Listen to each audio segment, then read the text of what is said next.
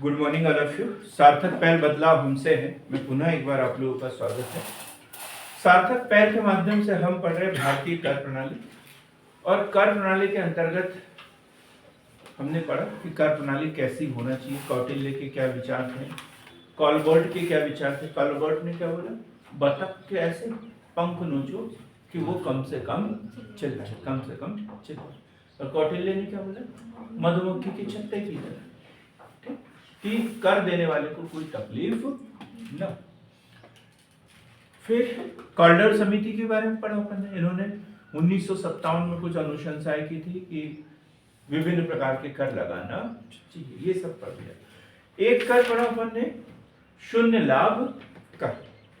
शून्य लाभ कर, इसे समझते हैं। सबसे पहले तो अपन शून्य लाभ कंपनी समझे पहले, है ना। शून्य लाभ कंपनी, ठीक।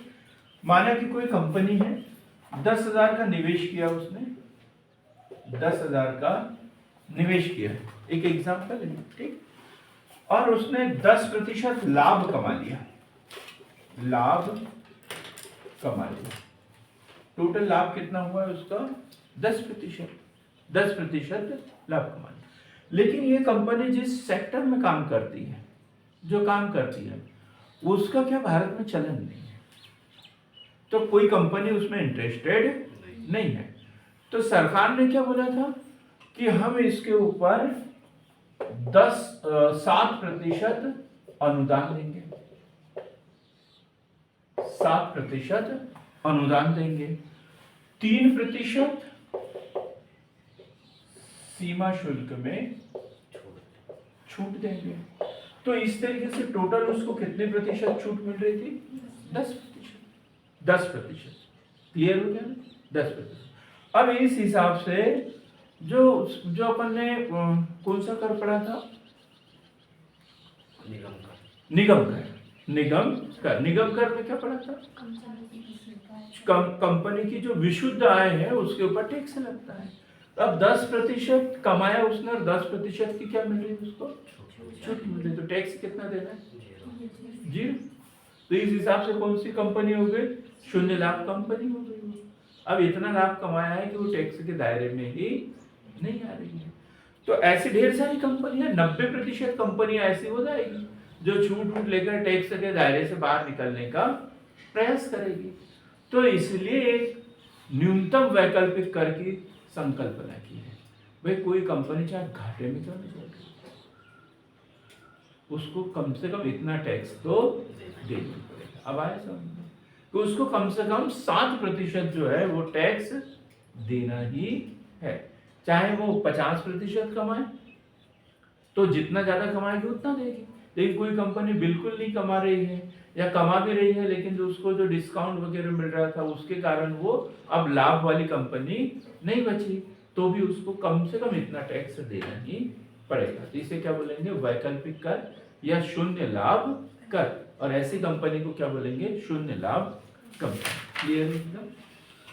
हमने कल एक अवधारणा और पढ़ी थी, सीबीडीटी, CBDT, ये पढ़ लिया हमने। क्या पढ़ा था योगेश, सीबीडीटी, केंद्रीय प्रत्यक्ष कर बोर्ड, केंद्रीय प्रत्यक्ष कर board, central board of direct taxes, central board of direct taxes, ठीक है। 1964 में इसने कार्य करना शुरू किया था, सॉरी 1963 से इसने कार्य करना शुरू कर दिया था, सीबीडीटी। और इसका गठन भी इसी समय हुआ था 1963 में। और किस अधिनियम के तहत कार्य करती है ये, central revenue board of, central board of revenue act के तहत ये कार्य करती है। आज हमें दूसरा पढ़ना है सीबीआईसी, ये महत्वपूर्ण है, सीबीआईसी। कोई बता दे जरा इसके बारे में, CBIC, C. Central board of, हाँ, इनडायरेक्ट टैक्स, इनडायरेक्ट टैक्स सही बोला आपने। लिखेंगे central board of excise custom and custom, central board of excise and custom, central board of excise and custom. Clear हो गया? केंद्रीय राजस्व बोर्ड अधिनियम 1963 के अधीन कार्य करता है ये। केंद्रीय राजस्व बोर्ड अधिनियम 1963 के अधीन कार्य करता है और स्थापना हुई है इसकी 1 जनवरी 1964। 1 जनवरी 1964। मुख्यालय नई दिल्ली, मुख्यालय नई दिल्ली। अब 2 बोर्ड पढ़ लिए अपन ने, है? एक पढ़ा अपन ने सीबीडीटी और दूसरा सीबीआईसी। तो जो प्रत्यक्ष करों के लिए ऊपर वाला है, अप्रत्यक्ष करों के लिए ये वाला है, ठीक है, अप्रत्यक्ष करों के लिए। और दोनों ही जो संस्थान है राजस्व बोर्ड के अधीन आते हैं। राजस्व विभाग, राजस्व विभाग नियमन एवं नियंत्रण किसके द्वारा किया जाता है? डिपार्टमेंट ऑफ रेवेन्यू, राजस्व विभाग द्वारा किया जाता है। अब यह थोड़ा सा समझना है, प्रत्यक्ष कर किस पर लगाए जाते हैं? हाँ, यूनिटी। प्रत्यक्ष कर किस पे लगाए जाते हैं? प्रत्यक्ष कर व्यक्तियों पर लगाए जाते हैं। गुड। और अप्रत्यक्ष कर वस्तुओं पर, वस्तुओं और सेवाओं पर लगाए जाते हैं। एक सामान्य सा जनरल सा क्वेश्चन। कुल मिला के जो प्रत्यक्ष कर होता है वो मनी पर लगाया जाता है, धन पर लगाया जाता है, धन पर, है? धन पर, इनकम के आधार पर, संपत्ति के आधार पर, संपत्ति के आधार पर, ठीक है। और उसी प्रकार अप्रत्यक्ष कर जो है या तो वस्तुओं पर लगाए जाएंगे या सेवाओं के ऊपर लगाए जाएंगे। वो धन पर लगाया जाता है, व्यक्ति की आय कर, वो आय पर, व्यक्ति की संपत्ति कर, संपत्ति पर प्रत्यक्ष कर। और अप्रत्यक्ष कर वस्तुओं पर लगाए जाते हैं और सेवाओं पर लगाए जाते हैं। लेकिन चुकाया काय में जाता है इनको? मुद्रा में। चुकाया मुद्रा में जाता है। लगाए काय पे भी? व्यक्तियों पे लगाए या वस्तुओं पर लगाए। चुकाए काय पे काय से जाते हैं? मतलब मुद्रा के माध्यम से ही चुकाए जाते हैं। ऐसा नहीं वस्तुओं पर लगाया तो वस्तुएं दे दी, 2-4 ले जाओ, नहीं। काय पे चुकाए जाते हैं? ये वस्तुओं पर लगाए या सेवाओं पर चुकाए मुद्रा में ही जाते हैं, ठीक। ये क्वेश्चन हमारा क्लियर हो गया। अब एक और अवधारणा, एक कर कल थोड़ी सी और चर्चा करना था, मृत्यु पर। मृत्यु कर क्या है?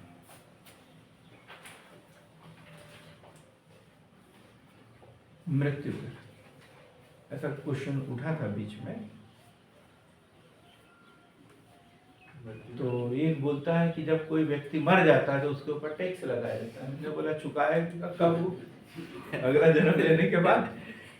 एक बोलता है जब कोई व्यक्ति की डेथ हो जाती है तो फिर उसको शमशान घाट में ले जाते हैं, है ना?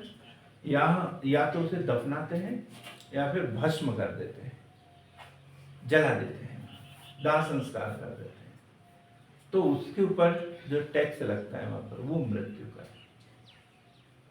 आप क्या बोलेंगे अर्जुन? तो डेथ सर्टिफिकेट को भी दर बोलेंगे क्या? डेथ का जी, जैसे डेथ सर्टिफिकेट वाइज में जो हॉस्पिटल्स में किया जाता है, हाँ, उसके ऊपर जो टैक्स लगता है।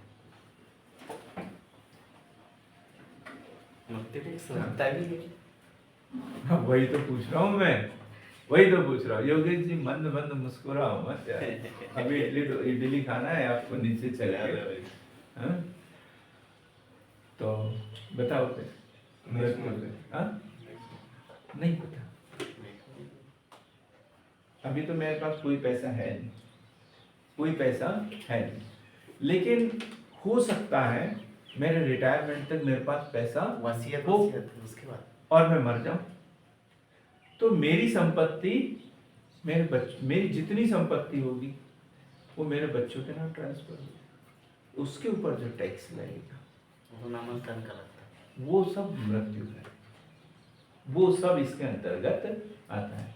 इसे बोल सकते हैं हम संपत्ति स्थानांतरण टैक्स, नामांतरण, वो मृत्यु का है, समझ गए? नहीं तो वो गलत जगह मत चल जाना, वो नहीं है, क्योंकि एक ने हमें स्पष्टीकरण दिया था ऐसा ही कि ऐसा मृत्यु कर होता है, हमने पढ़ा तो ये तो नहीं होता है, ये नहीं होता है। ठीक है, ये दो भागों में बटा हुआ है मृत्यु कर, एक तो संपत्ति के ऊपर लगता है और दूसरा संपत्ति के हस्तांतरण पर लगता है। जितनी संपत्ति उसके ऊपर लग जाएगा और फिर संपत्ति के हस्तांतरण पर लगता है। बड़ा मैटर बन जाता है ना ये। जैसे किसी का बैंक में पैसा है और वो उसने यदि नॉमिनी घोषित नहीं किया है तो कोर्ट केस और ये वो सब कुछ हो जाता है, तो उसके ऊपर टैक्स लगता है, फिर वो मृत्यु कर के अंतर्गत आएगा। ठीक है, अब हम बात कर रहे हैं कर। कर तो हमने पढ़ लिया, टैक्स। ठीक, एक है अधिभार, अधिभार और दूसरा होता है उपकर। उपकर, अधिभार और उपकर।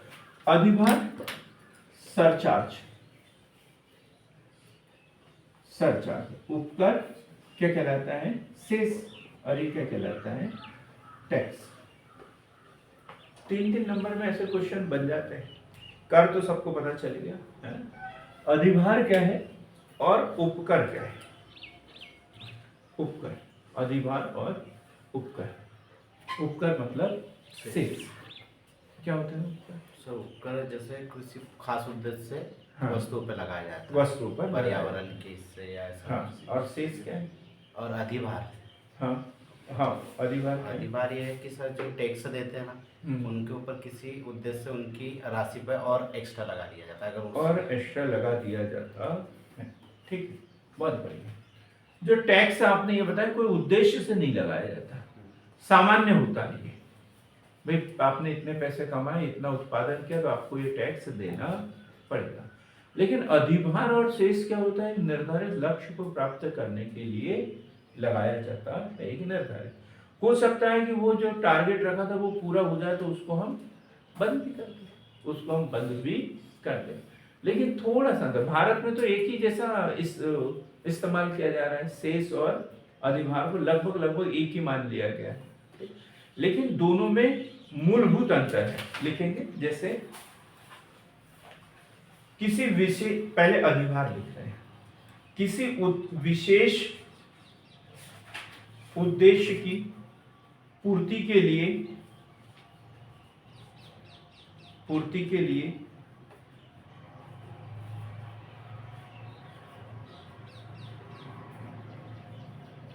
क्या लिख रहे हैं? अधिभार। अधिभार। हाँ, किसी विशेष उद्देश्य की पूर्ति के लिए कर के ऊपर कर है जिसकी गणना कर दायित्व पर की जाती है, कर दायित्व पर की जाती है।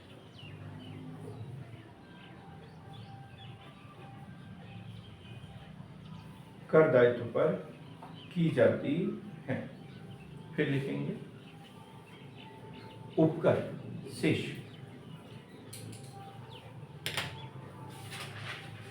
उपकर कर के साथ कर आधार पर ही, कर के साथ कर आधार पर ही विशेष प्रयोजन से लगाया जाता है। कर के साथ कर आधार पर ही किसी विशेष प्रयोजन के लिए लगाया जाता है। ठीक है, अब इसको समझ लेते हैं।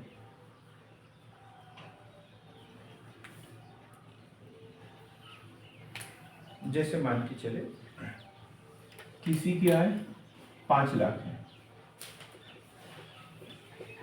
5 लाख रुपए, ठीक है। हम इनकम टैक्स की बात कर रहे हैं, एक उदाहरण लेके चल रहे हैं, इनकम टैक्स। तो 5 लाख पर 10% टैक्स लगना चाहिए, 10% तक टैक्स लगना चाहिए। अब हम पहले उपकर की बात करते हैं, सेस की बात करते हैं। तो अब ये जो कर आधार है, इसी पर 1% शिक्षा शुल्क लगा दिया। तो अब कितना प्रतिशत देना पड़ेगा उसको? 11%। तो ये क्या है? सेस। लेकिन अधिभार क्या है? अधिभार के बारे में क्या पढ़ा? कर के ऊपर कर, अधिभार के ऊपर लिखो, क्या लिखा पढ़ो? किसी विशेष उद्देश्य की पूर्ति के लिए कर के ऊपर कर है जिसकी गणना कर मतलब दायित्व पर की जाती है, कर दायित्व पर की जाती है। अब देखो, अब ये 5 लाख है, इसके ऊपर 10%, तो 5 लाख का 10% कितना हुआ? 5 लाख 10 और ये 100 कितना हो गया? 50 लाख। 50 लाख 10% कितना हुआ? 50,000 हुआ, ठीक। तो अब ये 50,000 के ऊपर हम 1% लगा देंगे, तो ये क्या हो गया? अधिभार। क्लियर हो गया? ये कर दायित्व के ऊपर लगेगा और ये कर आधार पर ही लगेगा। जितनी राशि के ऊपर टैक्स दे रहा है, अधिभार मतलब ये उपकर है, उपकर जो है जितनी राशि पर टैक्स दे रहे हैं, जो कर आधार है उसी के ऊपर लग जाता है। और सरचार्ज जो होता है वो काय पे लगता है? जो कर दायित्व है, जितनी राशि हमने कर के रूप में चुकाई है उसके ऊपर देना है। बात क्लियर हो गई? तो ये क्या हुआ? अधिभार, और ये क्या हुआ? उपकर। अब वो एक लाइन में लिखा है, उसको समझो अच्छे से। क्वेश्चन बनता है, उपकर क्या है, अधिभार क्या है, उपकर और अधिभार में क्या अंतर है, तब हमें इसको स्पष्ट लिखना होता है। किसी के मन में कोई डाउट बचा क्या इसमें? नहीं। अब हम पढ़ेंगे अप्रत्यक्ष कर। अप्रत्यक्ष कर, अप्रत्यक्ष, indirect tax. Indirect tax, indirect tax कल भी बता दिया था मैंने। इसमें क्या होता है? करापात और कराघात अलग अलग वर्ग पर होता है, अलग अलग व्यक्तियों पर पड़ता है। कर विवर्तन संभव है, कर विवर्तन संभव है, कर शिफ्टिंग इसमें होती है। काय पे लगते हैं ये?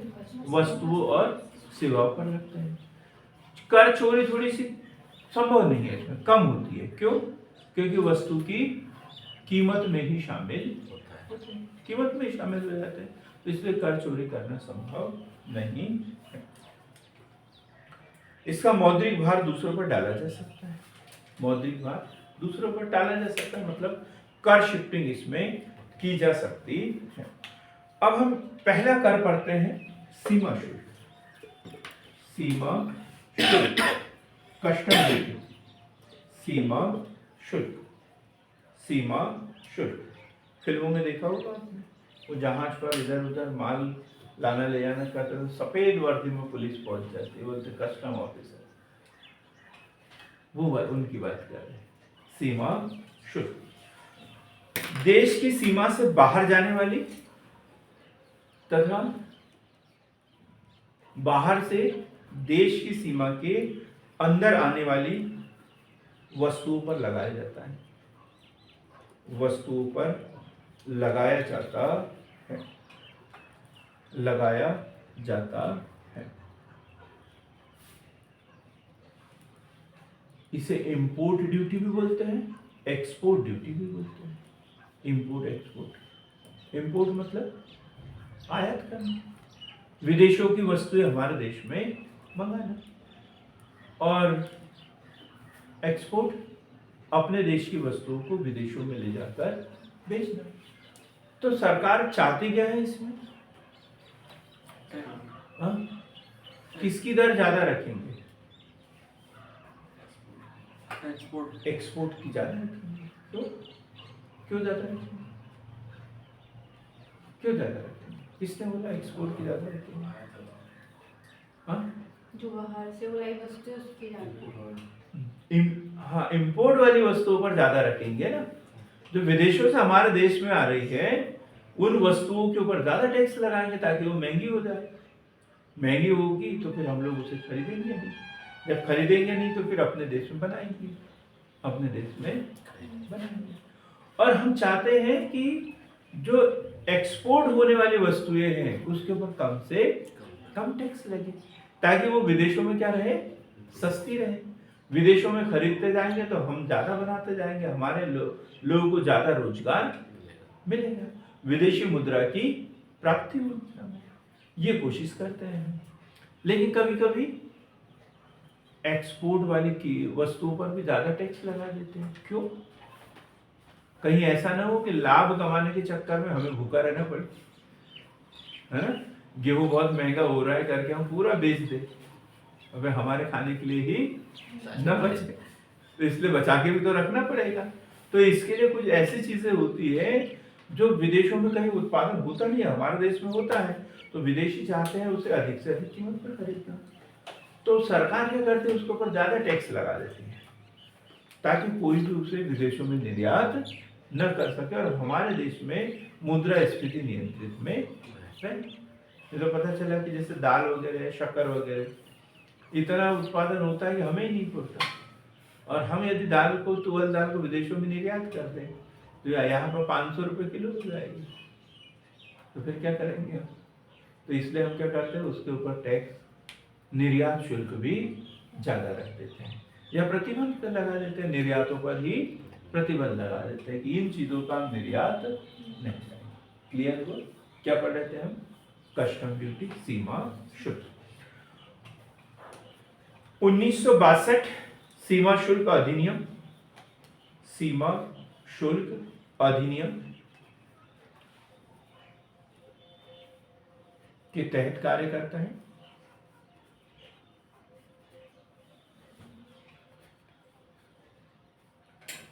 CBEC, CBEC एक बोर्ड है इसका, CBEC केंद्रीय उत्पाद एवं सीमा शुल्क बोर्ड, CBEC एक शीर्ष निकाय है जो ये तय करता है रेट वगैरह, शीर्ष निकाय है। कौन लगाता है ये टैक्स? हाँ, किसका टैक्स है? भारत सरकार, मतलब केंद्र सरकार लगाता है और वही वसूल भी करता है, वही लगाता है और वही वसूल भी करता है। केंद्र सरकार द्वारा लगाया और वसूल किया जाता है।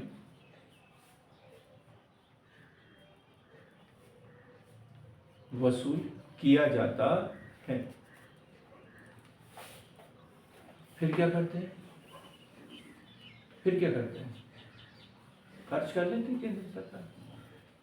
ये आगे कुछ है इसमें अंडा लोचा, राज्यों का हिस्सा देते हैं किस आधार पर? वित्त आयोग की सिफारिश पर राज्यों में वितरित किया जाता है। क्लियर है एकदम? लिखेंगे इसे। केंद्र सरकार द्वारा आरोपित एवं एकत्र किया जाता है, परंतु वित्त आयोग की सिफारिश पर, वित्त आयोग की सिफारिश पर केंद्र और राज्यों के बीच विभाजित किया जाता है। विभाजित किया जाता है। क्लियर हो गया? कस्टम ड्यूटी अब तो उसमें ला दिया, काय में? जीएसटी में लाया है इसे, लेकिन विशेष कस्टम ड्यूटी करके अभी भी बाहर ही है। कुछ पॉइंट इसके अभी भी बाहर है। जब हम जीएसटी पढ़ेंगे तब इसको डिटेल में पढ़ेंगे। कल जीएसटी पढ़ के आएंगे, उसी के ऊपर हम चर्चा करने वाले हैं कल। अब हम बात करते हैं सेवा कर।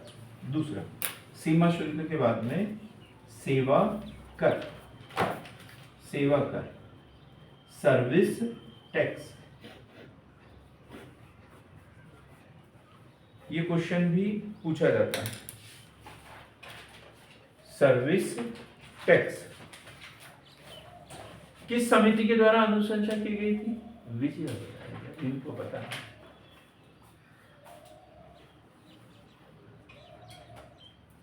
कॉरिडोर।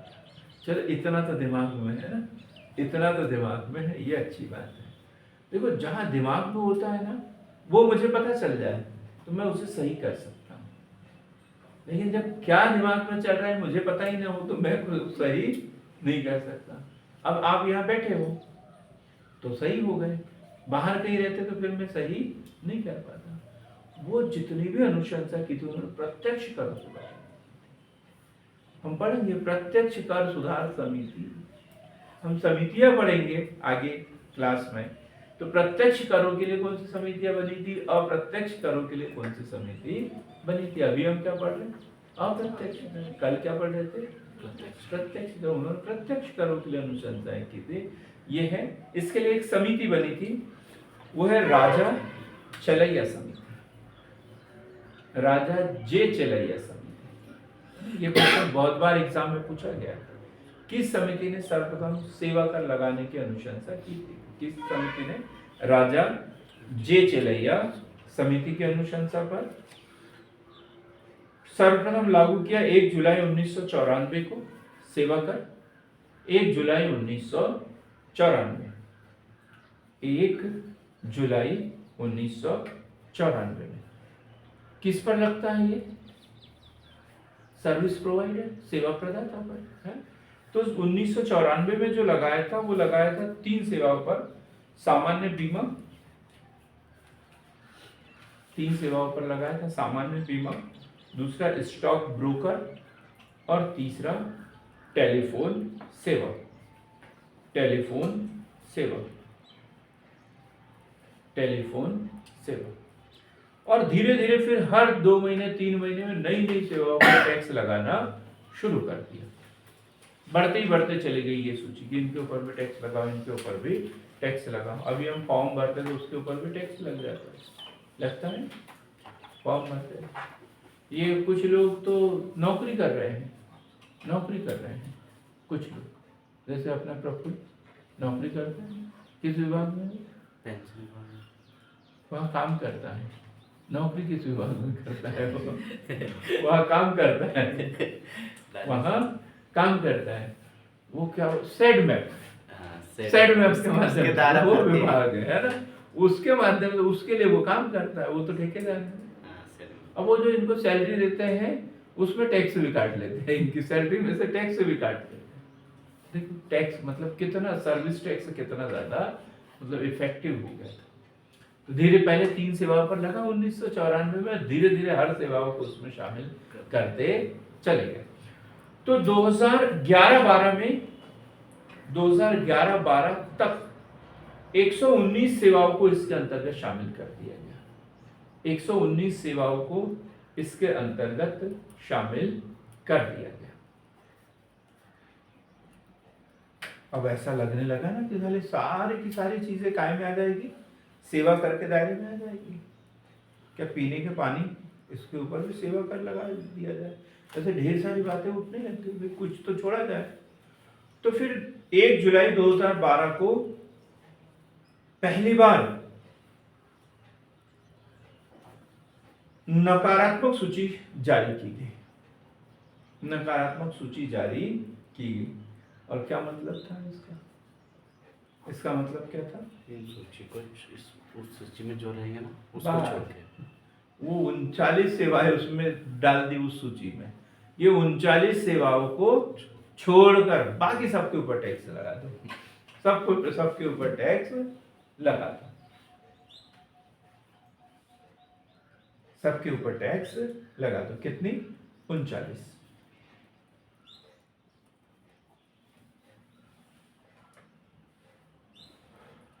कितना सेवा कर वसूल किया जाता था? पहले तो ज्यादा था, और 1 जून 2016 से 15%, 14%। 1 जून 2016 से 14% नई सेवा कर की दर लागू की गई, और उसके ऊपर एक उपकर जोड़ दिया। कृषि कल्याण कर 0.5%, 0.5%, 0.5% उपकर जोड़ दिया। फिर स्वच्छ भारत उपकर जोड़ दिया 0.5%, स्वच्छ भारत उपकर 0.5%। तो टोटल सर्विस टैक्स कितना हो गया? 15%। 15%। जब सूचियां बनी थी ना पहले, केंद्र सूची, राज्य सूची और संभाग सूची, तो उस समय ये जो विषय था, ये किस सूची का विषय था? यदि ये क्वेश्चन बन जाए, जब भारतीय संविधान लागू हुआ तब सेवा कर किस सूची का विषय था? अमरदीप जैसा बच्चा जवाब दे सकता है इसमें, प्रिया आप भी दे सकते हो। देखो बड़ा सोचने की तर्क वाला क्वेश्चन है, तर्क वाला क्वेश्चन है, किस सूची का विषय होगा? ऑनलाइन वाले भी चाहे तो इसमें इंटरेस्ट ले सकते हैं, इसको बताना चाहिए। हाँ, संघ सूची संघ सूची का आपके हिसाब से राज्य सूची का होगा। ऑनलाइन वाले कोई बताना चाहे तो बता सकते हैं। ऋचा मैडम आपकी आवाज भी बड़ी अच्छी है, आप भी चाहो तो बोल सकते हैं। उत्तर थोड़ी देर पहले ही बताया था मैंने, लेकिन हम तो कहना पीछे पलट के देखते नहीं है, आगे ही बढ़ते हैं।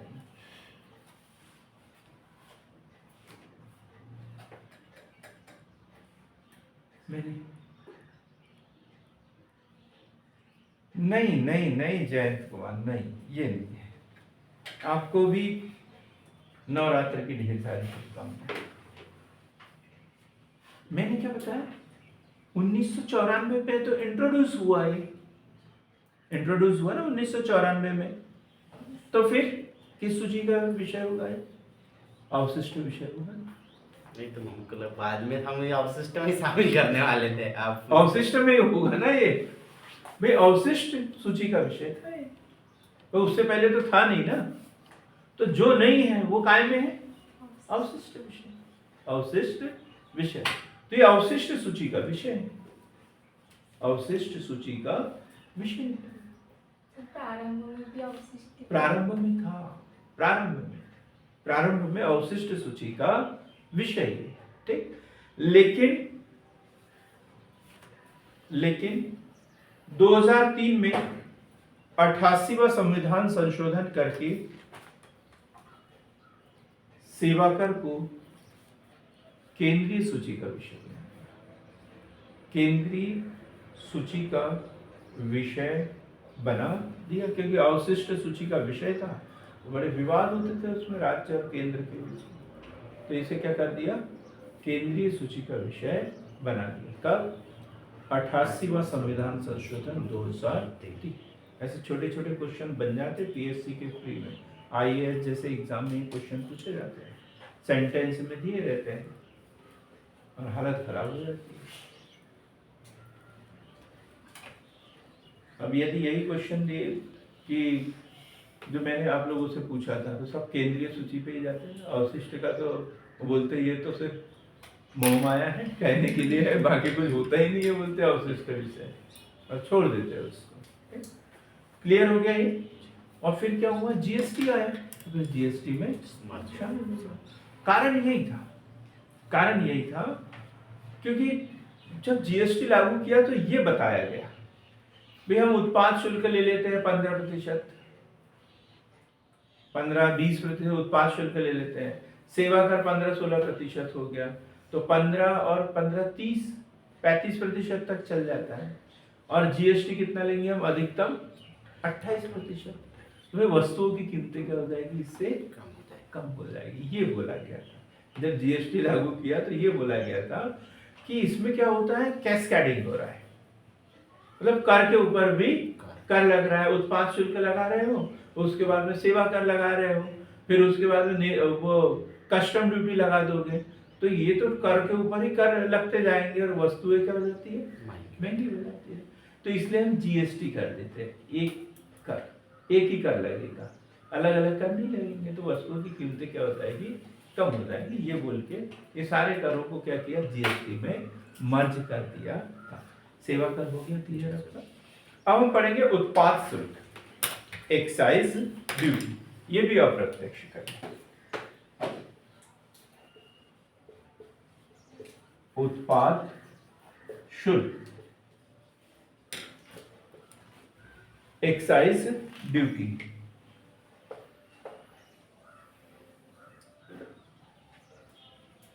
एक्साइज ड्यूटी क्या होता है? एक्साइज ड्यूटी उत्पाद शुल्क है? जो उत्पादन कर रहे हैं वो वस्तुओं के ऊपर, सेवाओं के ऊपर। किसी वस्तु का उत्पादन देश के भीतर करने पर केंद्र सरकार द्वारा लगाया गया कर।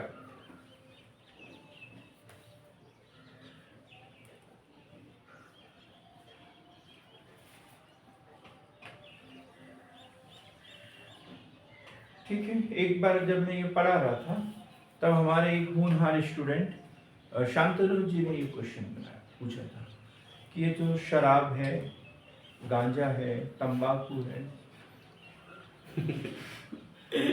इसके ऊपर राज्य सरकार क्यों लगाती है?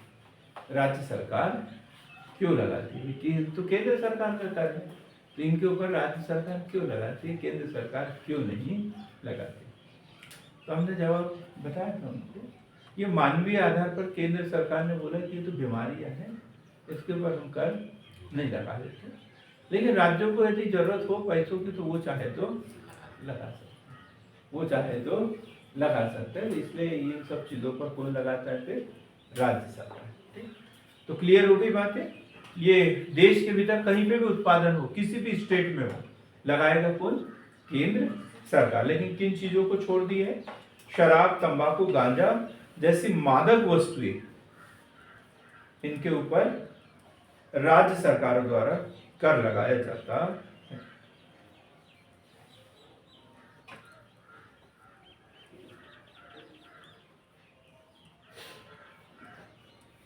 केंद्रीय उत्पाद शुल्क अधिनियम, केंद्रीय उत्पाद शुल्क अधिनियम 1944 के तहत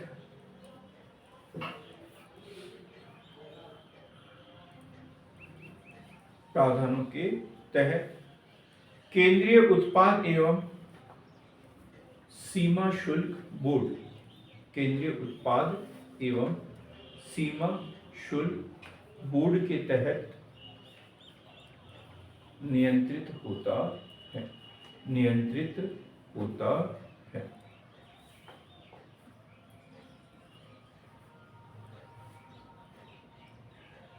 अब मूल्य वर्धित कर की बात करते हैं। अब ये उत्पाद शुल्क का ही रूप है, मूल्य वर्धित कर। ये जो उत्पाद शुल्क किस पर लगाया जाए? किस पर लगाया जाए? वैल्यू एडिशन पे लगाया जाए। कच्चा माल इन्होंने 10,000 का खरीदा और उससे बनी बनाई वस्तु कितने की हुई? 12,000 की, तो टैक्स कितने पे लगना चाहिए? 2,000 लगना चाहिए। वैल्यू जो ऐड किया इन्होंने उसी के ऊपर लगना चाहिए। तो ये उत्पाद शुल्क को धीरे धीरे उसका नाम बदलते चला गया। तो सबसे पहले हम बात करते हैं मूल्य वर्धित कर। और मूल्य वर्धित कर में 1976 में एल के झा समिति, 1976, ये क्वेश्चन भी पूछा जाता है। एल के झा समिति द्वारा वेट लागू करने की सिफारिश की, value added tax, VAT. Question पूछ लिया जाता है वेट क्या है? तो वेट क्या है? एक अप्रत्यक्ष, एक अप्रत्यक्ष कर है। पहला उत्तर तो यही है, अप्रत्यक्ष कर। और किसने अनुशंसा की थी? एल के झा समिति। कब? 1976। परंतु राज्यों की सहमति न होने के कारण लागू नहीं किया गया, लागू नहीं किया गया। अब इसे लागू कब किया गया, यहाँ याद रखना होता है, सही जोड़ी में दे देते हैं इसको, है ना। 1986 में मॉडवेट 1986 में क्या नाम रखा है इसका, मॉडवेट। इसको ये MANVAT मैनवेट लिखेंगे। Modified value added tax, MANVAT. Modified value added tax के नाम से कब लागू किया गया, 1986 में। अर्थात जो मध्यवर्ती उत्पाद होते थे ना, उसके ऊपर जो टैक्स दे देते थे तो उसको हटा देते थे। जो अंतिम उत्पाद है और उसमें जो कीमत उन्होंने वृद्धि की है, उतनी चीज पर ही टैक्स देना था, उतनी चीज पर ही टैक्स देना था। जैसे 100 रुपए का धागा खरीदा और उससे क्या बनाया, कपड़ा, और कितने में बेचा, 150 रुपए में, तो हमें टैक्स कितने पे देना है, 50 रुपए का, क्योंकि धागे पर तो पहले टैक्स लग चुका है। तो जो वैल्यू एडिशन किया है उसी के ऊपर टैक्स देना है। तो शुरुआत में इसका विरोध किया राज्य द्वारा, तो लागू नहीं हुआ 1976 में, लेकिन लागू कब हुआ, 1986 में। और किस नाम से, मैनवेट के नाम से, मॉडिफाइड वैल्यू एडेड टैक्स के नाम से। 1 अप्रैल 2000 को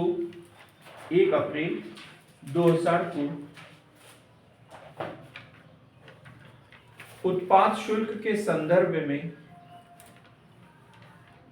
16% की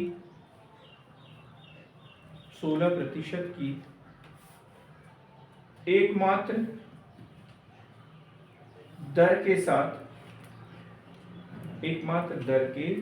साथ सैनवेट, दूसरे नंबर पे क्या है 2000 में, सैनवेट। अब ये क्या था इसमें, ये राज्यों का ज्यादा हस्तक्षेप था इसमें। तो कोई बोलता था यस, कोई बोलता था no, value added test VAT लागू करे या ना करे। तो इसलिए अब ये क्या हो गया, सेंट्रल वैल्यू एडेड टैक्स। केंद्र सरकार ने बोला कि नहीं, एक जैसा टैक्स लगेगा, कितना, 16%। तो कब से, 2000 से। और क्या लागू हो गया, मैनवेट का नाम क्या बदल गया, सैनवेट। ये क्वेश्चन बताया मैंने, सही जोड़ी में आते हैं या कालक्रम के अनुसार जमाने के लिए आते हैं, वेट, मॉडवेट, सैनवेट, ऐसा सही क्रम से जमाने के लिए आता है। 1 अप्रैल 2003 से वेट लागू करने की सहमति बनी। फिर ये मॉडवेट, सैनवेट और उसके बाद क्या, वेट। कब, 1 अप्रैल 2003 से। सबसे पहले किस राज्य में लागू किया था, VAT, value added tax, Jayant Kumar ji अब भी बता सकते हैं।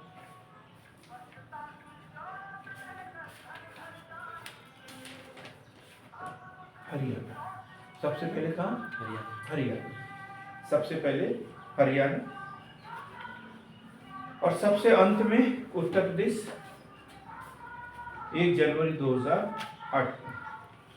1 जनवरी 2008 को। अब इसमें क्या हुआ, वेट में थोड़ा सा और परिवर्तन किया। अब इसमें क्या, विदेशी वस्तु भी भारत में आती है और उसके ऊपर यदि आप वैल्यू एड करके बेच रहे हो तो उसके ऊपर भी वेट देंगे। जैसे 1000 रुपए में आयात किया है, आप उसको 1500 में बेच रहे हो तो 500 रुपए भी तो करना है आपको, वेट देना, भले वो भारत में बनी हो या न बनी। क्लियर हो गया ना, वेट।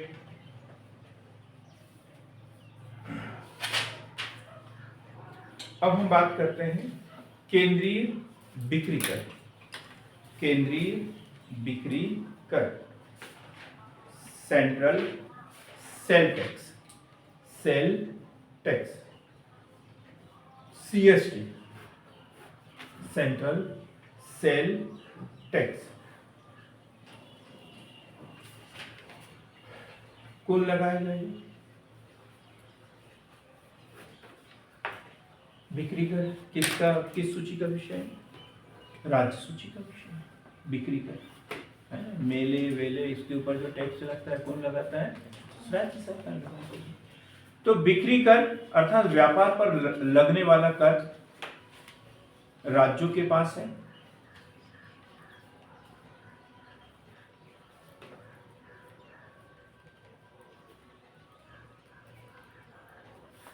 किंतु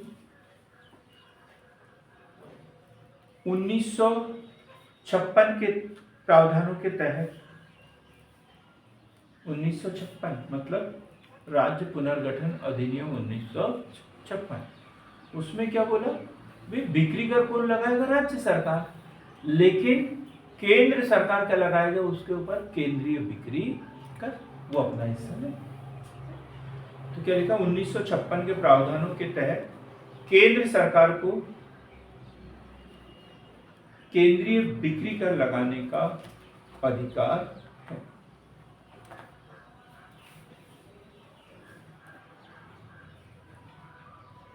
पहले 4% था, जब ये लगाया जाता था तब 4%, फिर वेट आ गया, वैल्यू एडेड टैक्स, फिर इसको 2% कर दिया, 2% कर दिया, और बाद में जो है GST में मर्ज हो गया, खत्म ही हो गया। जब GST लागू हुआ 1 जुलाई 2017 से, तो GST में मर्ज हो गया, तो ये कर खत्म ही। अब एक बड़ा कर बचा है हमारे पास में, वो है GST। ये भी एक अप्रत्यक्ष कर है। GST कब से शुरू किया गया? इसे 1 जुलाई 2017 से। डिटेल में कल हम पढ़ेंगे इसे।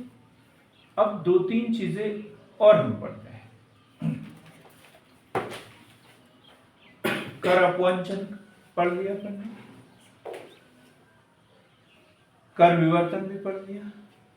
एक होता है कर बचाव, कर बचाव, कर बचाव।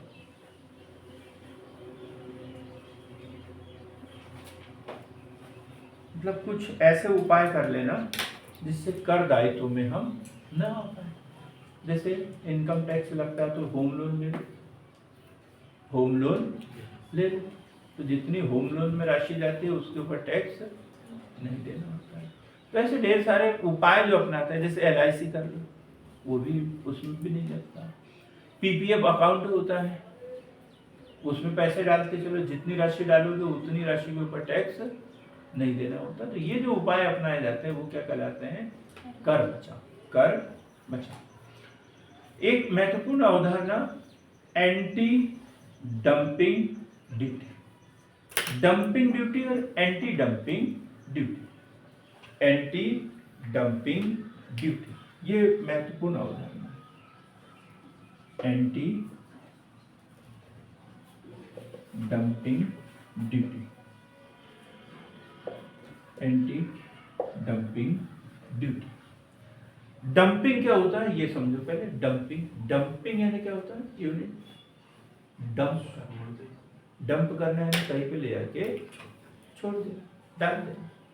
डंपिंग क्या होता है? डंपिंग किसी को छोड़ देना, जैसे यहाँ पे कचरा डंप होता है, कचरा डंप होता है। चाइना का माल अपने यहाँ डंप होता है, बिकता है ना यहाँ पे। लाइट टार्च, छोटे छोटे टार्च भी चाइना से आ जाते हैं। ये क्या है? डंप कर रहे हैं। और कैसी चीजें होती हैं? सस्ती, सस्ती चीजें होती है, घटिया किस्म की भी हो सकती है। किसी देश के बाजार पर कब्जा करने के लिए शुरुआत में बहुत कम कीमत पर वहां पर वस्तुएं बेची जाती है।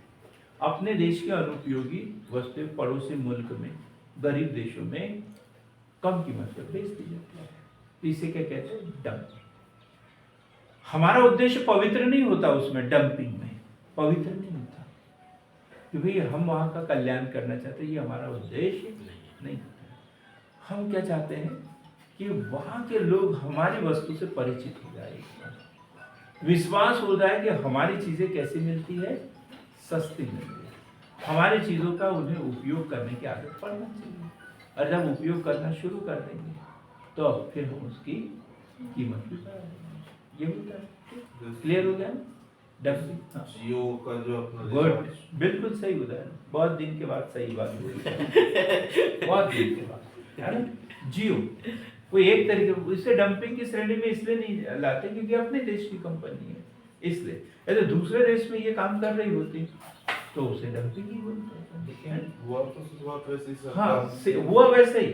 हमें पहले फ्री में दिया, फिर 49 में दिया, और अब 749 कितने लगते हैं, 800 तक लग जाते हैं। तो ये क्या है, एक तरीके की पहले आदत डलवाई, मोबाइल खरीदवाए पहले, लाइफ और ये और वो, और फिर धीरे धीरे टैक्स बढ़ाना शुरू कर दिया, महंगा कर दिया, सबसे महंगा हो गया हमारे देश में। तो ये अब ये तो डंपिंग हुआ, लेकिन एंटी डंपिंग है। अब एक एग्जांपल दे देते हैं, एक चाइना और दूसरा है भारत। वस्तु 100 रुपए में चाइना में बन रही है, 100 रुपए में भारत में। एक बल्ब है, बल्ब बल्ब,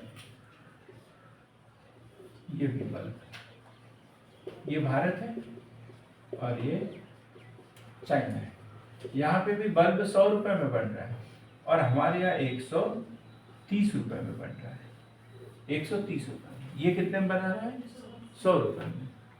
अब ये चाहता है, भारत में 130 में बिकता है, तो ये चाहता है कि मैं यहाँ पे बेच दूं 110 रुपए में, क्योंकि भारत कितने में बेच रहा है? 130 रुपए में। अब वो डंप कर रहा है, हमारी कंपनियां सब ठप बंद यहाँ की, क्योंकि हम तो भारतीय है नारे लगाने के लिए, हमें तो कम कीमत में चाहिए, चाहे कहीं का भी मिल जाए, कहीं का भी मिल जाए। हमें तो खाने को चाहिए, पीने को चाहिए, ओढ़ने बिछाने को चाहिए, कम कीमत में मिलेगा तो हम किसी भी देश का खरीद लेंगे। नारे जरूर लगाएंगे, लेकिन उसमें कोई पैसा थोड़ी लगेगा, उसमें पैसा नहीं लगाएगा। हर आदमी के साथ में यही होता है। अब सही बताओ, 130 रुपए की चीज 120 रुपए में मिलेगी तो हम खरीदेंगे क्या? 110 वाली खरीदेंगे जो कम कीमत में मिलेगी, है? अब आम आदमी तो देखता भी नहीं है मेड इन इंडिया है, मेड इन चाइना है, मेड इन जापान है, कहाँ है। उनको तो सुई से मतलब, ठीक हो गया ना, फाइनल हो गया। अब लेकिन पढ़े लिखे लोग, हमारे जैसे लोग भी तो हैं, जिनका काम है लोगों को जागरूक करना, लोगों को जागरूक करना। तो हम जैसे जो दिमाग वाले लोग होते हैं वो एक विचारधारा लेके आते हैं, समय बदलने के लिए, परिवर्तन करने के लिए एक विचार को लेके आते हैं कि भाई इससे हमारे यहाँ के कारखाने बंद हो जाएंगे, हमारे यहाँ के लोग बेरोजगार हो जाएंगे, तो क्या करें? हम इनको सब्सिडी दें। दो ही उपाय है, हम इनको सब्सिडी दे दें, सब्सिडी दे दें 30% सब्सिडी दे दें, तो ये 100 रुपए में बेचेगा, इससे सस्ता ही बेचेगा, इससे सस्ता ही बेचेगा। तो एक तो ये उपाय कर सकते हैं, या फिर ये जो बाउंड्री जो क्रॉस कर रहा है, हमारे देश में आ रहा है, यहाँ पे इसके ऊपर टैक्स लगा दे, इसके ऊपर इतना भरकम टैक्स लगा दे कि यहाँ पे आके वो 145 में हो जाए। 100, तो दो उपाय हो सकते हैं। तो जब विदेशी सस्ती वस्तुएं हमारे देश में आती है, उसके ऊपर हम आयात शुल्क महंगा कर देते हैं, तो उसे क्या बोलते हैं? एंटी डंपिंग ड्यूटी, ताकि वो हमारे देश में महंगी हो जाए, हम खरीदे नहीं, कोई उसे खरीदे नहीं। इसे क्या कहेंगे? Anti dumping duty. अब बताइए, एंटी डंपिंग ड्यूटी जो है कौन सा टैक्स है? आयात शुल्क। कौन सा है? आयात शुल्क, इंपोर्ट टैक्स।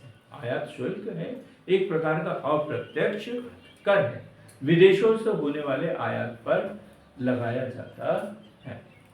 पेट्रोलियम के आयात पर लगाएंगे एंटी डंपिंग ड्यूटी। हेमलता जी, बहुत पेट्रोल आता है विदेशों से, या इसके ऊपर एंटी डंपिंग ड्यूटी लगाएंगे? हमारे यहाँ है ही नहीं हमें तो जरूरत नहीं, जरूरत। उसके ऊपर तो छूट देना पड़ेगा। लेकिन फिर भी सरकार उसके ऊपर यहाँ आने के बाद बहुत सारा टैक्स लगाती है, जितने में लाती है उससे ज़्यादा टैक्स लगाती है। मेरा एक रिसर्च पेपर है, आप पढ़ना, उसे पता चलेगा कि 49 रुपये का पड़ता है तो उसे हम 120 रुपये में बेच देते हैं। इतना मतलब केंद्र सरकार भी टैक्स लगाती है, राज्य सरकार भी विभिन्न प्रकार की टैक्स लगाते हैं, इसलिए पेट्रोल डीजल वगैरह क्या होता है, महंगा हो जाता है।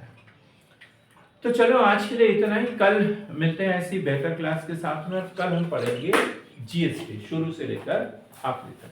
सार्थक पहल के साथ जुड़ने के लिए बहुत बहुत धन्यवाद।